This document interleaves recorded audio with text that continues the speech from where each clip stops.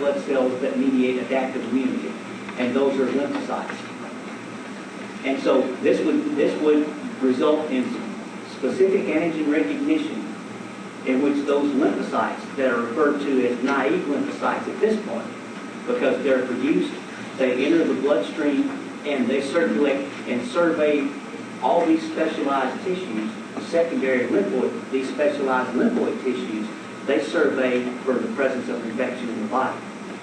So once activated by these antigen-presenting cells that will take up the pathogen and become migratory, if the innate immune system is overwhelmed, they will migrate to these specialized lymphoid tissues where lymphocytes are entering, and therefore make features or antigens derived from that pathogen available for recognition by the lymphocytes. Those lymphocytes that will have antigen receptors that are pathogen specific, or that would recognize solely a particular feature that will distinguish one pathogen from the next.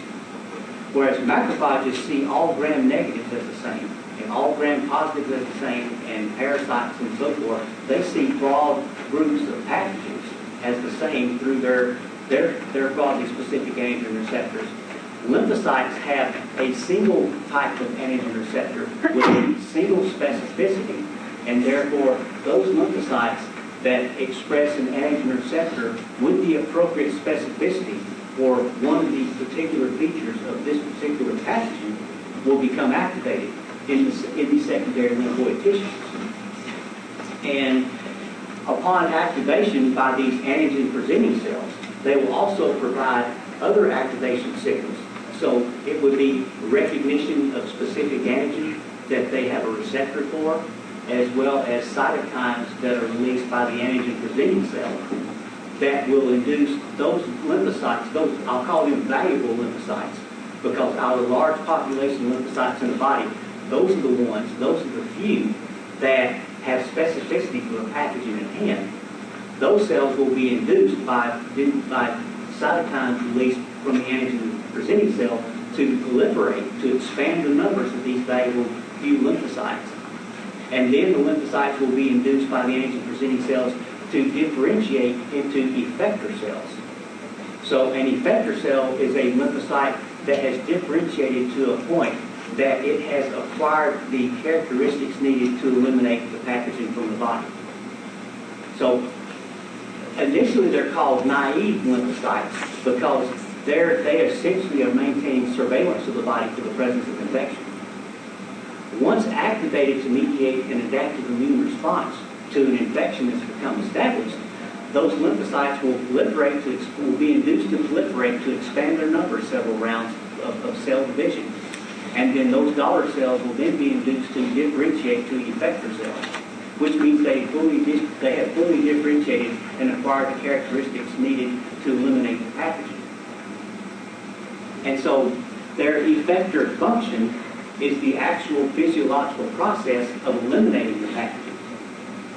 So we have different classes of lymphocytes with different effector functions based on the types of pathogens, based on characteristics of the pathogen. And that determines whether the pathogen replicates extracellularly or has a parasitic type lifestyle, replicates intracellularly, as well as some of the toxins and surface molecules that it used in order to overwhelm the innate immune response. So the adaptive immune system can be developed and tailored to a particular pathogen and its characteristics at hand. Whatever particular characteristics that this pathogen used in its lifestyle to overwhelm the innate immune response, avoid or antagonize being eliminated, and then establish a site of infection. So now we start to see signs and symptoms of disease as the adaptive immune system is being generated. So the adaptive immune system will be generated and display effector functions based on the characteristics of that pathogen, based on its disease-causing power. Whatever types of characteristics that pathogen used to overwhelm the innate immune system, that's obviously a dangerous microorganism that's endemic to this animal's environment that must be addressed. And so what's important is that the adaptive immune system, hence its name, will adapt to that pathogen. So after the initial effector cells that have been generated and will enter the bloodstream, and the effector cells or their products will be taken back to the site of infection to sterilize the area or clear the infection, memory cells will result. Memory cells will be left behind that will persist for the life of the animal, that will persist in much higher numbers in frequency in the population, such that if the animal encounters this pathogen again, an adaptive immune response will be activated quite readily and will have effector mechanisms tailored to that pathogen for the efficient elimination of that pathogen to prevent the animal from either having an infection a second time around with the same organism, or at least prevent the animal from becoming sick the second time around and having disease from the same organism. So the adaptive immune response can adapt to pathogens, meaning that memory lymphocytes will be generated that will have antigen specificity, that will have the antigen specificity and the effector functions that are required to prevent that pathogen from causing disease the second time around. So that's why we have an adaptive immune system. Pathogens that have certain characteristics that allow them to overwhelm the innate immune system, establish infection, and make us sick, or make the animal sick, then we need an immune response that is dedicated specifically to the pathogen at hand and takes in consideration the particular characteristics of that pathogen and how it causes diseases, how it overwhelms the innate defense mechanisms.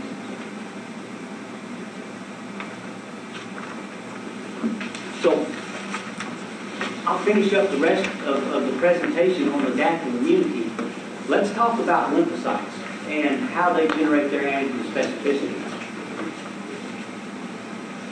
Where do we get lymphocytes? Okay, lymphocytes develop in a particular class of lymphoid tissue, two particular classes of lymphoid tissues known as the bone marrow and the thymus.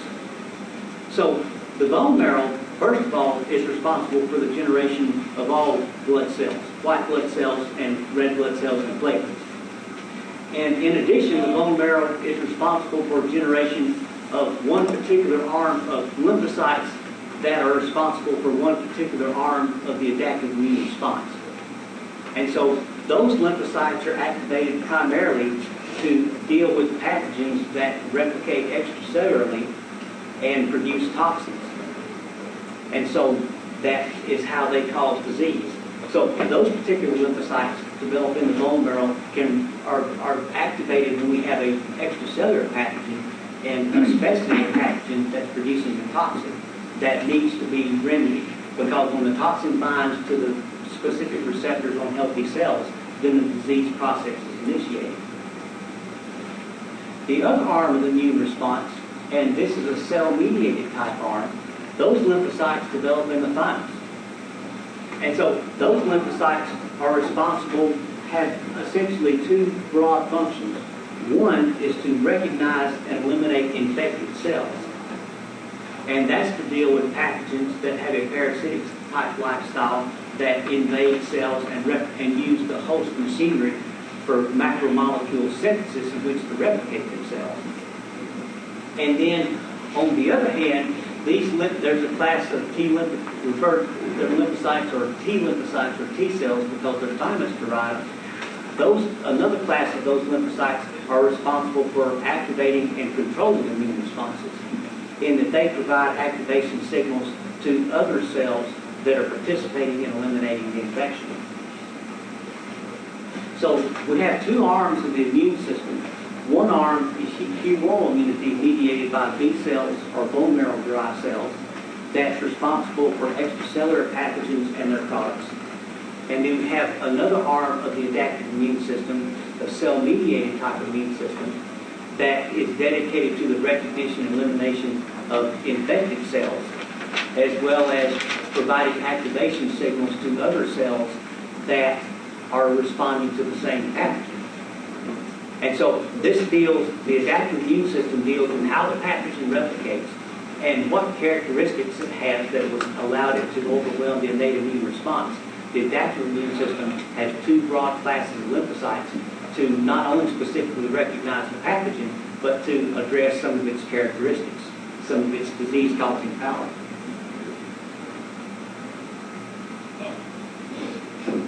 So I mentioned earlier that lymphocytes are present in specialized lymphoid, so there's another class of lymphoid tissues. The bone marrow and thymus are primary lymphoid tissues responsible for provide the appropriate microenvironment for the development of lymphocytes. And the development of lymphocytes, essentially what takes place, not only do they acquire particular functions, they upregulate genes that allow them to participate either in humoral immunity or cell-mediated immunity, so that they're imprinted for certain functions during development. But the important thing here is that there's also development of the antigen receptor that takes place in the bone marrow and the thymus. So essentially what we have in the body is we have B cells and T cells that are circulating between the blood and lymphatics, and they're visiting all of these specialized lymphoid tissues as they circulate throughout the body, monitoring for the presence of infection. And so out of this large population of lymphocytes, each lymphocyte that is exported from the bone marrow of the thymus will have its own individual antigen specificity. So they will have an antigen receptor that will recognize just a particular feature or a particular antigen that is elaborated by a pathogen. Excuse me. That's how the innate immune system can mediate specific recognition and focus an immune response directly to the pathogen itself. Because there are lymphocytes that will be in the body that can recognize specific features of that pathogen that will distinguish that particular microorganism from all the other microorganisms. And therefore, defense mechanism can be focused directly, can be dedicated directly to that pathogen.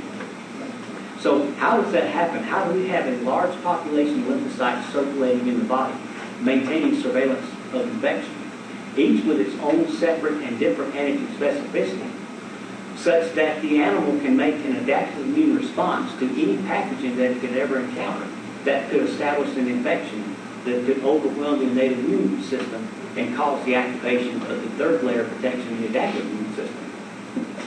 It's because that when these antigen receptors are constructed in the bone marrow and thymus, they're constructed in a random fashion, such that we have a bank of antigen receptors. Each lymphocyte with its own specialized, with its own separate antigen receptors, we have a bank of lymphocytes, each with their own individual antigen specificity that are maintained in the bloodstream that circulate throughout the blood and lymphatics and enter all the specialized lymphoid tissues where they can monitor for the presence of infection.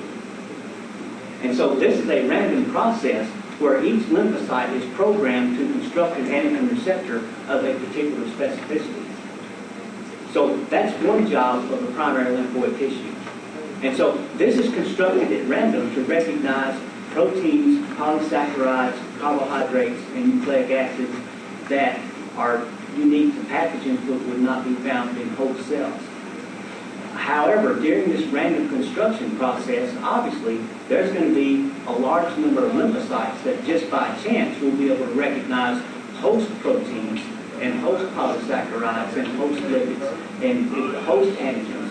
And so in this particular case, those lymphocytes are surveyed or queried for their antigen specificity prior to leaving the bone marrow and the thymus, and only those cells that lack specificity to host tissues will be exported to the periphery.